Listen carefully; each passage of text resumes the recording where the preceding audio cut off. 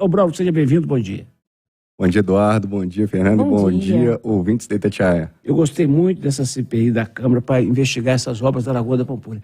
Os trabalhos de audiência já acabaram? Eduardo, estamos agora na reta final, que é a parte difícil, que é de consolidar o relatório final, né? Que é o documento que vai, de fato, conjugar tudo que foi investigado ao longo desses 6 meses e que vai ser votado para que a gente finalize os trabalhos.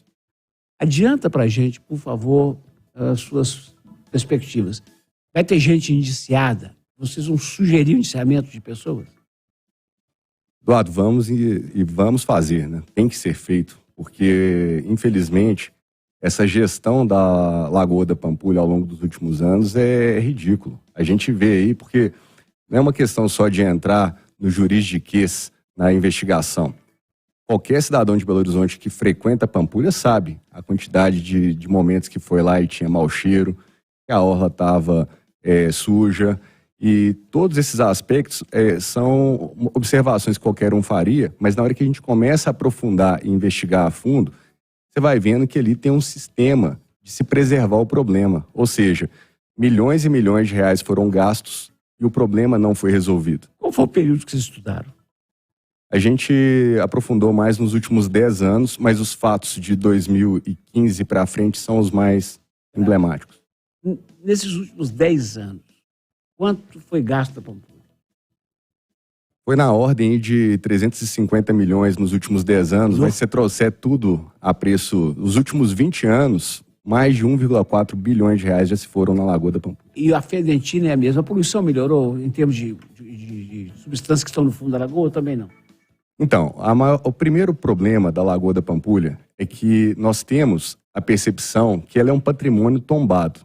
Se for falar por falta de proteção jurídica, não é, porque a lagoa é tombada. Foi primeiro no nível estadual, depois ela teve um tombamento no nível nacional, no final da década de 90, e depois ainda teve o tombamento municipal no ano de 2003. E em 2016 ela foi submetida à Unesco e hoje ela é um patrimônio mundial da humanidade. Então, vejam que é uma paisagem cultural tombada.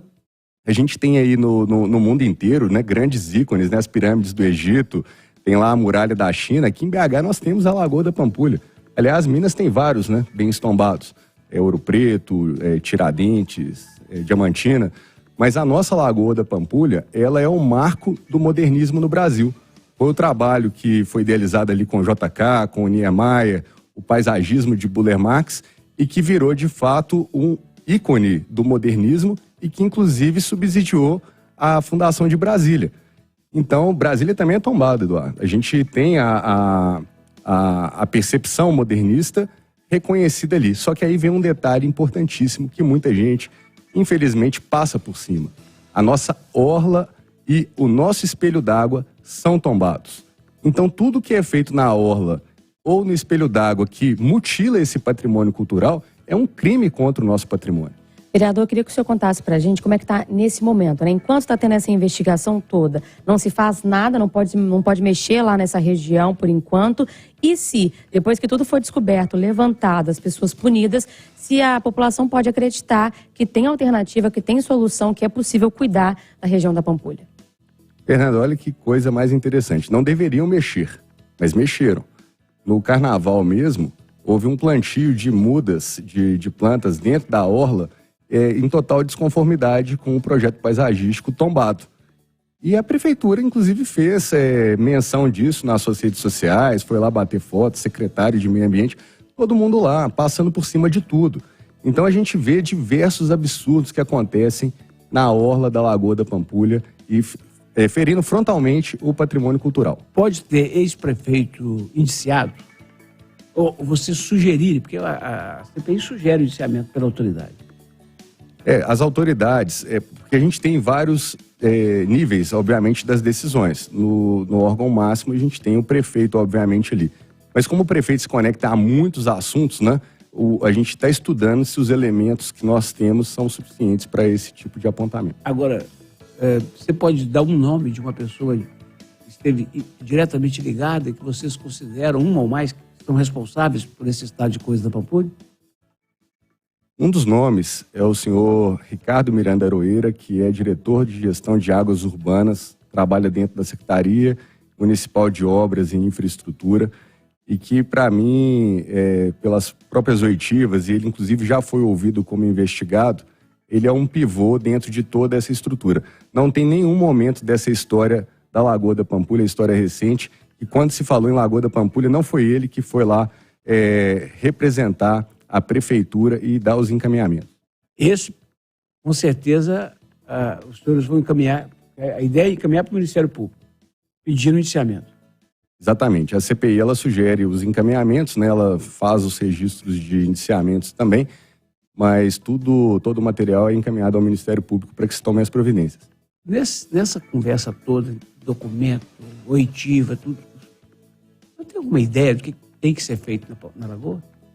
Eduardo, acho que a primeira coisa é que o dinheiro que é gasto na Lagoa é dinheiro de quem está pagando impostos em Belo Horizonte. É dinheiro do cidadão de Belo Horizonte que está sendo aplicado lá para, em tese, proteger um patrimônio cultural e que não está chegando e tendo os devidos efeitos. Então, se a gente não nortear as ações para se fazer uma proteção da Lagoa, ou seja, atacar as causas do problema, a gente vai viver num eterno enxuga-gelo. O que é um enxuga-gelo?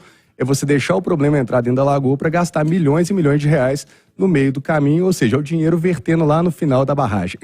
Vereador, a CPI ela foi instaurada no finalzinho de novembro do ano passado. E aí o relatório saindo em julho, seriam 8 meses aí de discussão e de trabalho da CPI. É um tempo razoável? Demorou muito? Como é que o senhor avalia?